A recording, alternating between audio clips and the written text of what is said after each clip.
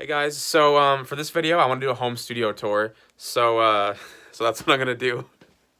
I have no clue how to start this. But yeah, I want to just give a quick little run through of what my setup is and what equipment I have and what I've been recording.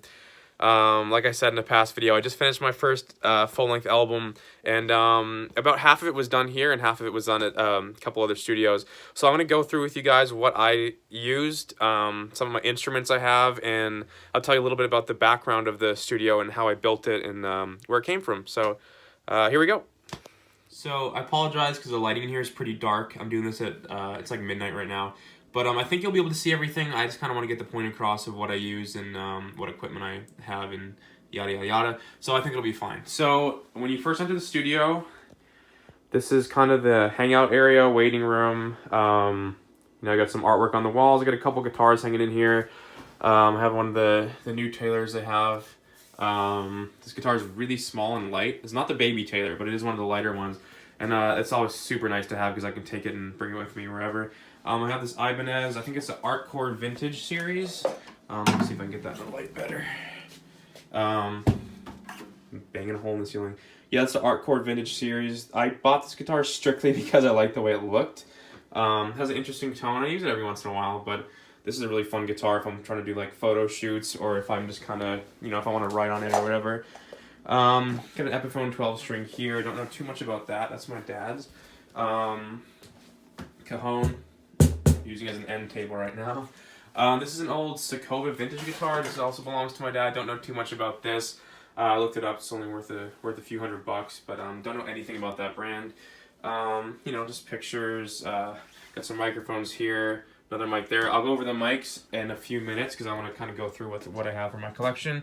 And so pretty much you come through this waiting room or hangout room, and then here is the main control room where I pretty much do 100% of the recording. So it's a super nice setup. I don't know why it's painted purple. I can't remember why we painted it purple. But I have guitars hanging on the wall. Like I said, sorry that this is kind of dark. The studio lighting is just kind of for mood lighting, and I'm using my iPhone. So, the capabilities of the camera aren't as good as if I were using a DSLR or whatever. But, okay, so let's start with equipment. So I have these PreSonus speakers. These are pretty new. I do generally most of my mixing on here.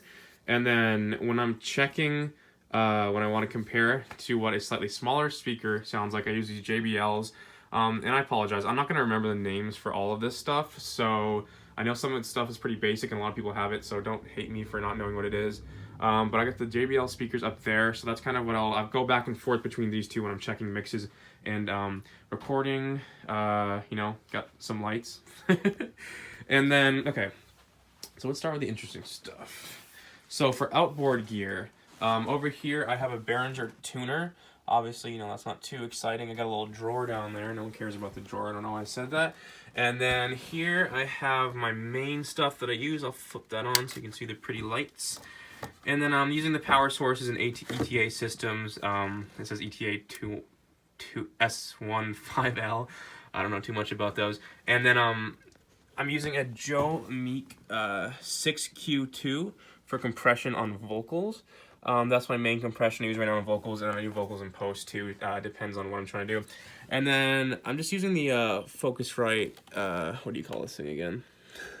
The Focusrite Sapphire Pro 40, that's what it is, for my interface. And all this stuff has done a pretty great job so far. Let's see, and then on the bottom is a Lexicon Reverb Outboard Gear I bought just for the fun of it. To be completely honest, I haven't used it at all yet. And then I got the 3 screens here, which is super nice because when you got, your main editing stuff, I use Logic Pro. So when you got Logic open here, on the left side, sometimes I'll have lyrics up for, if I'm recording vocals, and then I'll have plugins on the right side, or I'll have a video if I'm trying to get one of my mixes to sound like a song that I also like. Like I referenced a lot of Lumineers tracks when I was doing my last album. I'll have the YouTube open here so I can listen to the Lumineers tracks, and then I'll mix and, try to kind of match the sound. Not that I'm trying to copy it, but I'm trying to use pieces of what they did in music that I kind of liked. So, yeah, so that's my main setup. I got the, just using an iMac here. And then this mixing board is brand new, to be completely honest. I don't know anything about it. It's one of those things that we got it. And then I was like, I'm not going to even try to dive into learning this thing while I'm finishing this first project. So that's going to be something that comes out that I use for my second project. But it's an Allen Heath. It's one of the newer ones. It's got some pretty cool technology packed in there. Okay, yeah, and then this is my little station right here. I use to the left of on the desk. I'll plug in whatever pedals I want to be using at the time. I'll just plug it in here. And then I have amps in this other room that it goes through the wall into these amps. I'll show the amps again in a second. Those two amps are great. I love those amps. But I'll go over those more in a second. And then once you turn around, I have my MIDI keyboard set up. It's pretty basic. I have the little, what do you call it, this MIDI Nova synthesizer. I use that on a few things here and there. I use a lot of synth stuff that's in Logic. My entire last album, or my entire first album was done with sounds that were built into Logic. Like I used all the synth sounds that were in Logic. And, you know, it's not the easiest process to go through finding what sounds good and what doesn't, but to be honest, I think a lot of people underestimate what sounds you can that are just stock. I used literally no external plugins that weren't on Logic other than Melodyne, obviously. So here's one of my guitars. It's an Epiphone Sheraton 2. Gorgeous guitar. This is one of my favorite looking guitars that I own. You know, on the back I have it. Oops. Back it's signed by Motley Crue. They were at the guitar shop one day randomly. My dad got it signed for me. I'll talk about that mic in a second. Here we got another little painting of this guy. I think it kind of looks like Bob Dylan. I don't know. All right, here is, put the light on it. This is my go-to guitar for anything electric. This is the let's move that. Oops. This is the Fender Telecaster American Professional, and it was one of those guitars when I picked it up at the shop. I instantly knew, my God, this is a perfect guitar. Intonation on it was perfect. The you know, the sound of it, the feel of it, the neck is gorgeous. I love maple necks, specifically on Fenders. I'm not sure why I like the feel so much, but I do. I like the look of it. And it's one of those guitars, I'm not sure if all you have had that experience, but when you pick one of them up, you kind of instantly know, like, man, this is a guitar I have to own, or this is a guitar I want to own. And it proved to be true, because when I brought it home, I use it on every single track on the album for something, if there's electric guitar. So this is my go-to guy right here. This is just my buddy's bass. Brand is like Silver Tone, or no, Greg Bennett. I'm not totally sure about them, but my buddy bought that bass when we were like super young. That's the first bass he learned on, and I recorded a ton of stuff with it. So this was one of my main, other than the other Taylor, this was my other main acoustic guitar I use on this album. This one's a little bit bigger, so the tone of it's a little bit more full than the other one. So really dependent on what I was, you know, what I was going for at the time. If I wanted a warmer tone, I'd use this guy. And then if I wanted a little bit sharper, a little bit punchier, I would use the other one. I got a little ukulele here. I actually have not used that yet. I've played on it but never used it. Fender mandolin, used that on one song called The Circle and the Sword. George Harrison guy there for inspiration. That's actually, that little amp right here I found in a small music shop in Weymouth, Massachusetts when I was visiting my hometown. And it's kind of interesting. It's designed to look like an old-fashioned radio, but you don't get plugged in and it gives it kind of a weird grungy tone. Didn't use it on anything, but it's cool to have.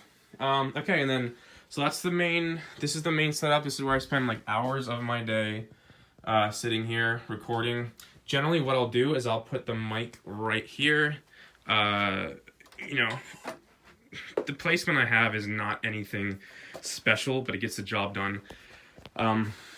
You know, and this room is somewhat sound treated. I have a pretty thick carpet on the ground, a bit of soundproofing on the walls, and then the main thing, really dark, you can't see that, but there's a ton of soundproofing hanging over my head. And once we put that up, that was the main difference maker in terms of the sound, which made this room actually able to record vocals in, because before that it had this really nasty echoey sound. We also have a vocal booth that I built, or me and my dad built. Me and my dad built this entire thing. So yeah, just kind of a nice little mood for recording vocals, but I ended up a lot of times just recording out here because it's easier to go back and forth when I'm engineering and recording myself.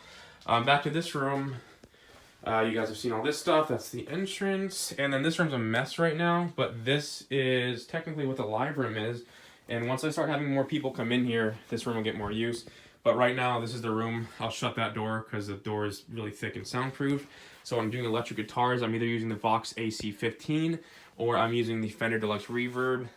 Both of them sound awesome. I think the tone of the Fender is a little bit more like crystally sounding. I'm not sure if that makes sense. The Vox sounds a little bit more vintage to me, so I really don't have a preference of which one I like better than the others. But I mic it up with this. This mic, it's the Shure Sm57.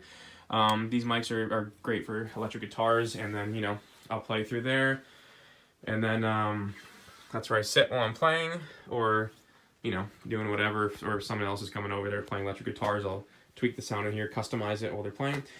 So yeah, that's the main stuff. You know, I don't know what else to go over. I think I just want to do a general video. I was trying to aim for about 10 minutes. I didn't want to get too long. But yeah, that's the main stuff. I have a good amount of other guitars too that are packed away. But so last thing, the story of this studio. Me and my parents bought a house at this location about 4 years ago, and we came to the back of the house when we were touring it, and we saw that there was a big 2-car garage, and originally we didn't know what to do with it, and then me and my dad realized, why don't we start building the recording studio in here? So it took us a while. This used to be a completely barren garage with just cement and oil stains everywhere, and me and my dad built that middle wall, and then the other room, and then, you know, built it from scratch. So it's nice having the studio because I have more of a connection with it than I would if I had just rented out another space and started, you know, recording there, because I really feel like I put, you know, blood, sweat, and tears into this place, and it's just nice to have it, and it's so easy to be able to record at home like this. And I know if I get a thing of inspiration randomly at midnight or when I'm half asleep, I can turn all the equipment on really quick and run out here and start recording. So it's such a great setup to have. I'm really appreciative of that. So that's it. If you have any questions about equipment or gear that I use, comment. I'll try to answer it. I probably will answer it because I don't think anybody's going to comment anyways. But yeah, so I hope you enjoyed that. Do the like, subscribe, comment, blah, blah, blah, whatever they say on YouTube. And I'll talk to you in the next video. Okay, so I actually totally forgot to go over what microphones I have. So I'm doing that now. I recorded the entire video and forgot.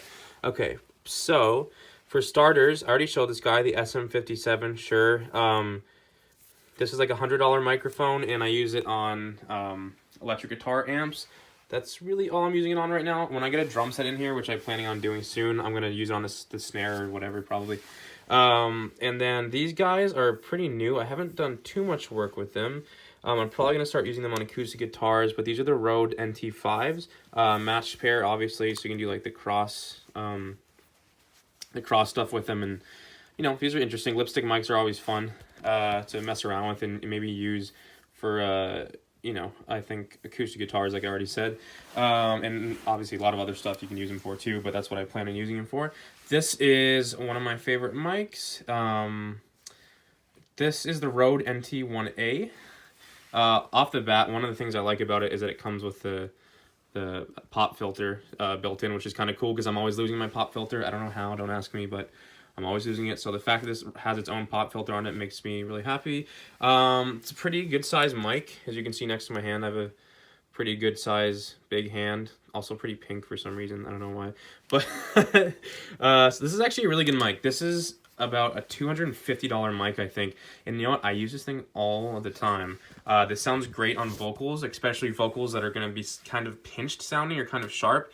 This dulls them a tiny bit, not too much. But this dulls them just enough to give them a nice warm tone. So I will use this frequently on vocals or on background vocals or harmonies, or if I have a shrill part with singing or screaming or yelling, I'll use stuff on this. Okay, my last microphone, this is kind of my holy grail of mics. This is the Neumann TLM 103, I think. I really hope I got that name right. This is my go-to for pretty much everything. Obviously, it's the most expensive mic out of the collection. I think I got it in a pack for like $1,300. I think by themselves they go for $1,100.